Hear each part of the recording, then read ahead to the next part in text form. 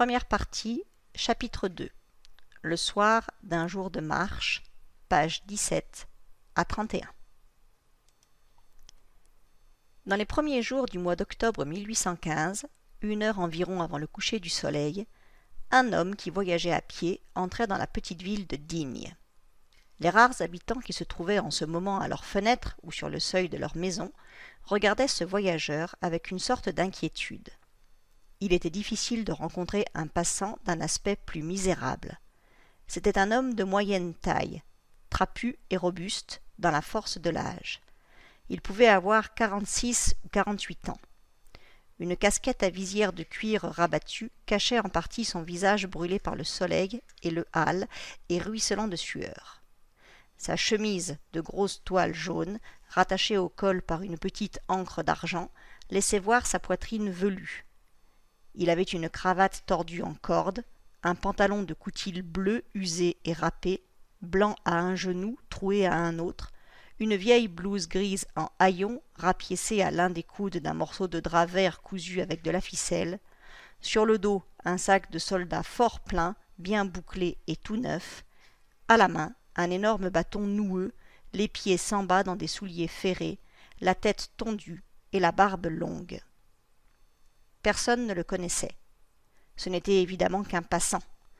Il faisait son entrée dans Digne par la même rue qui 7 mois auparavant avait vu passer l'empereur Napoléon allant de Cannes à Paris.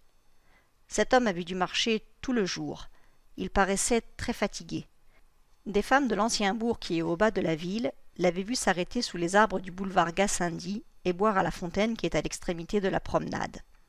Il fallait qu'il eût bien soif, car des enfants qui le suivaient le virent encore s'arrêter et boire, 200 pas plus loin, à la fontaine de la place du marché. Arrivé au coin de la rue Poichevert, il tourna à gauche et se dirigea vers la mairie. Il y entra, puis sortit un quart d'heure après. Un gendarme était assis près de la porte sur un banc de pierre. L'homme ôta sa casquette et salua humblement le gendarme. Le gendarme, sans répondre à son salut, le regarda avec attention, le suivit quelque temps des yeux, puis entra dans la maison de ville. Il y avait alors à Digne une belle auberge à l'enseigne de la croix de Colbas. L'homme se dirigea vers cette auberge, qui était la meilleure du pays. Il entra dans la cuisine, laquelle s'ouvrait de plain-pied sur la rue. Tous les fourneaux étaient allumés. Un grand feu flambait gaiement dans la cheminée.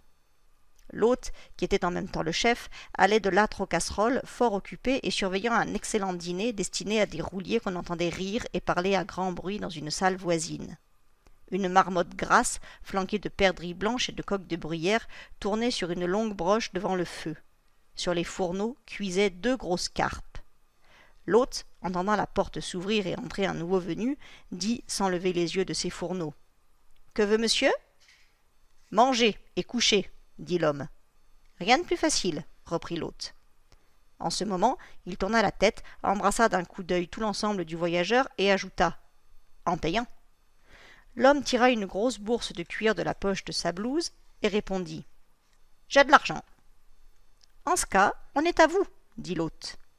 L'homme remit sa bourse en sa poche, se déchargea de son sac, le posa à terre près de la porte, garda son bâton à la main et alla s'asseoir sur une escabelle basse près du feu. Cependant, tout en allant et venant, l'hôte considérait le voyageur. « Dîne-t-on bientôt ?» dit l'homme. « Tout à l'heure, » dit l'hôte. Pendant que le nouveau venu se chauffait, le dos tourné, l'aubergiste tira un crayon de sa poche, puis il déchira le coin d'un vieux journal qui traînait sur une petite table près de la fenêtre.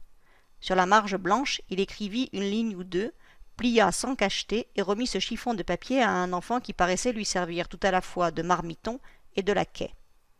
L'aubergiste dit un mot à l'oreille du marmiton, et l'enfant partit en courant dans la direction de la mairie. Le voyageur n'avait rien vu de tout cela. L'enfant revint. Il rapportait le papier. L'hôte le déplia avec empressement comme quelqu'un qui attend une réponse.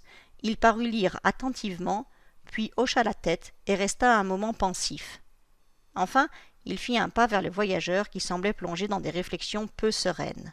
« Monsieur, dit-il, je ne puis vous recevoir. » L'homme se dressa à demi sur son séant. « Comment ? Avez-vous peur que je ne paye pas ? Voulez-vous que je paye d'avance ? J'ai de l'argent, vous dis-je. » « Ce n'est pas cela. »« Quoi donc ? » ?»« Vous avez de l'argent. »« Oui, dit l'homme. Et moi, dit l'hôte, je n'ai pas de chambre. » L'homme reprit tranquillement. « Mettez-moi à l'écurie. »« Je ne puis. »« Pourquoi ? » ?»« Les chevaux prennent toute la place. »« Eh bien, répartit l'homme, dans un coin du grenier, une botte de paille, nous verrons cela après dîner. »« Je ne puis vous donner à dîner. » Cette déclaration, faite d'un ton mesuré mais ferme, parut grave à l'étranger. Il se leva. « Ah bah, mais je meurs de faim, moi. J'ai marché dès le soleil levé, j'ai fait 12 lieues, je paye, je veux manger. »« Je n'ai rien, dit l'hôte. » L'homme éclata de rire et se tourna vers la cheminée et les fourneaux. « Rien ?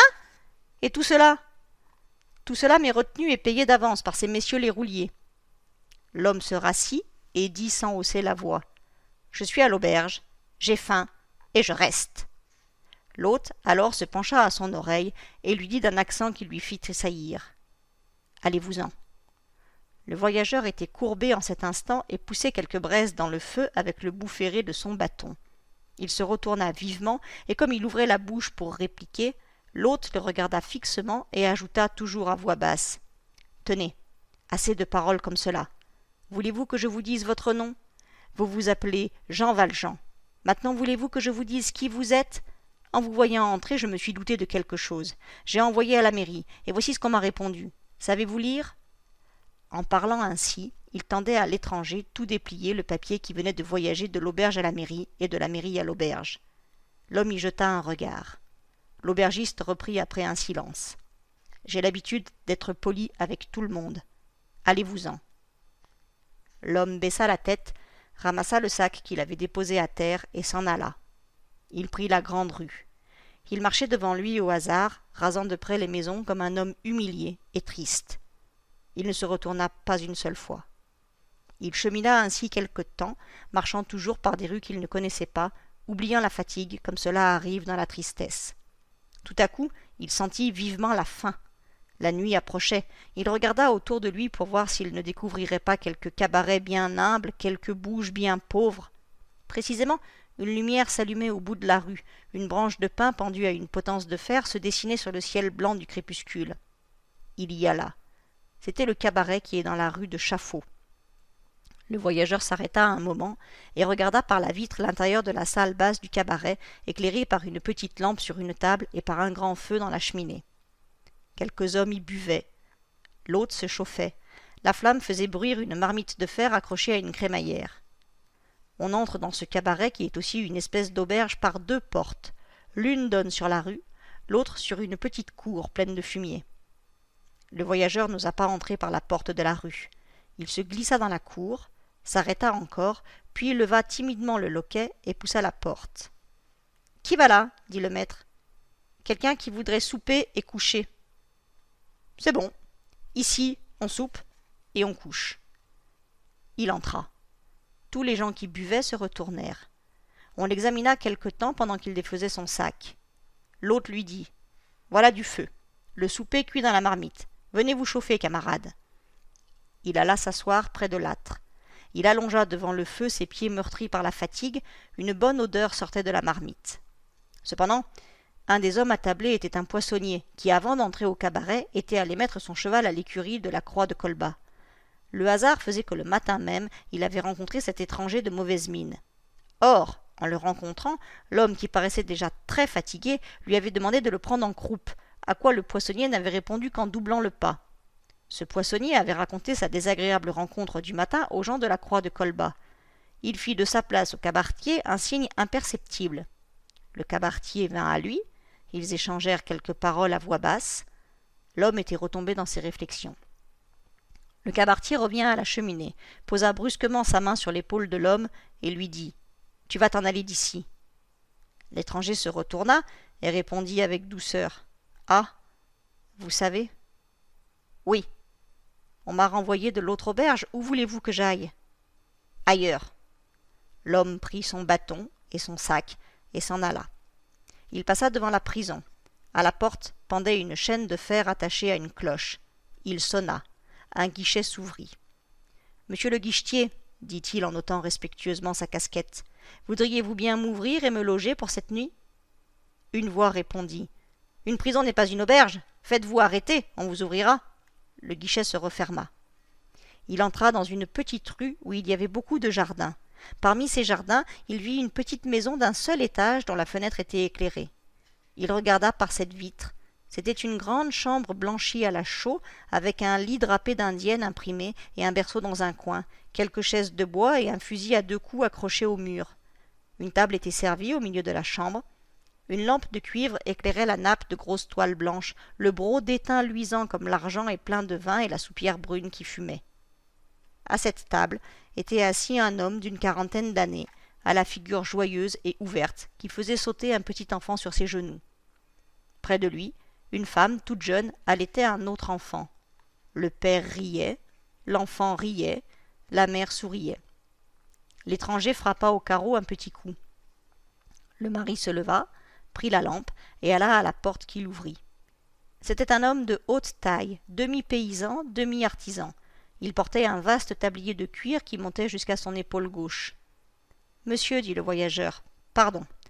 En payant, pourriez-vous me donner une assiette de soupe et un coin pour dormir dans ce hangar qui est là-bas dans le jardin? Dites, pourriez-vous, en payant? » « Je ne refuserai pas, dit le paysan, de loger quelqu'un de bien qui paierait. Mais pourquoi n'allez-vous pas à l'auberge? Il n'y a pas de place. Bah, pas possible, ce n'est pas jour de foire ni de marché. Êtes-vous allé à la croix de Colbas? Oui. Eh bien? Le voyageur répondit avec embarras. Je ne sais pas, il ne m'a pas reçu. Êtes-vous allé au cabaret de la rue de Chaffaut? L'embarras de l'étranger croissait. Il balbutia. Il ne m'a pas reçu non plus. Le visage du paysan prit une expression de défiance. Il regarda le nouveau venu de la tête aux pieds, et tout à coup, il s'écria avec une sorte de frémissement. « Est-ce que vous seriez l'homme ?» Il jeta un nouveau coup d'œil sur l'étranger, fit 3 pas en arrière, posa la lampe sur la table, décrocha son fusil du mur et dit « Va-t'en !»« Par grâce, reprit l'homme, un verre d'eau. Un coup de fusil, dit le paysan. Puis il referma la porte violemment, et l'homme l'entendit tirer 2 gros verrous. La nuit continuait de tomber, le vent froid des Alpes soufflait. À la lueur du jour expirant, l'étranger aperçut dans un des jardins qui bordent la rue une sorte de hutte. Il s'en approcha. Elle avait pour porte une étroite ouverture très basse, et elle ressemblait à ces constructions que les cantonniers se bâtissent au bord des routes. Il souffrait du froid et de la faim. Il se coucha à plat ventre et se glissa dans la hutte. Il y faisait chaud, et il y trouva un assez bon lit de paille. Il resta un moment étendu sur ce lit, sans pouvoir faire un mouvement tant il était fatigué. Puis, comme son sac sur son dos le gênait, et que c'était d'ailleurs un oreiller tout trouvé, il se mit à déboucler une des courroies. En ce moment, un grondement farouche se fit entendre. Il leva les yeux. La tête d'un dogue énorme se dessinait dans l'ombre à l'ouverture de la hutte. C'était la niche d'un chien vigoureux et redoutable. Il s'arma de son bâton, il se fit de son sac un bouclier, et sortit de la niche comme il put, non sans élargir les déchirures de ses haillons. Il sortit également du jardin, mais à reculons, obligé de tenir le dogue en respect avec son bâton. Quand il se retrouva dans la rue, seul, sans gîte, sans toit, sans abri, chassé même de ce lit de paille et de cette niche misérable, il se laissa tomber plutôt qu'il ne s'assit sur cette pierre. Bientôt, il se releva et se remit à marcher. Il sortit de la ville, espérant trouver quelque arbre ou quelque meule dans les champs et s'y abriter. Il chemina ainsi quelque temps, la tête toujours baissée. Quand il se sentit loin de toute habitation humaine, il leva les yeux et chercha autour de lui. Il était dans un champ. Il avait devant lui une de ces collines basses couvertes de chaume coupé ras. L'horizon était tout noir. Ce n'était pas seulement le sombre de la nuit, c'étaient des nuages très bas qui montaient, emplissant tout le ciel. L'homme revint sur ses pas. Les portes de Digne étaient fermées. Digne était entouré, en 1815, de vieilles murailles flanquées de tours carrées. Il passa par une brèche et rentra dans la ville. Il pouvait être 8 heures du soir. Comme il ne connaissait pas les rues, il recommença sa promenade à l'aventure. Il parvint ainsi à la préfecture, puis au séminaire. En passant sur la place de la cathédrale, il montra le poing à l'église. Il y a au coin de cette place une imprimerie. Épuisé de fatigue et n'espérant plus rien, il se coucha sur le banc de pierre qui est à la porte de cette imprimerie. Une vieille femme sortait de l'église en ce moment. Elle vit cet homme, étendu dans l'ombre. « Que faites-vous là, mon ami ?» dit-elle. Il répondit durement et avec colère. « Vous le voyez, bonne femme, je me couche. » Il est impossible que vous passiez ainsi la nuit. Vous avez sans doute froid et faim. On aurait pu vous loger par charité. J'ai frappé à toutes les portes. Partout on m'a chassé. La bonne femme toucha le bras de l'homme et lui montra de l'autre côté de la place une petite maison basse à côté de l'évêché. Avez-vous frappé à celle-là? Non. Frappez-y.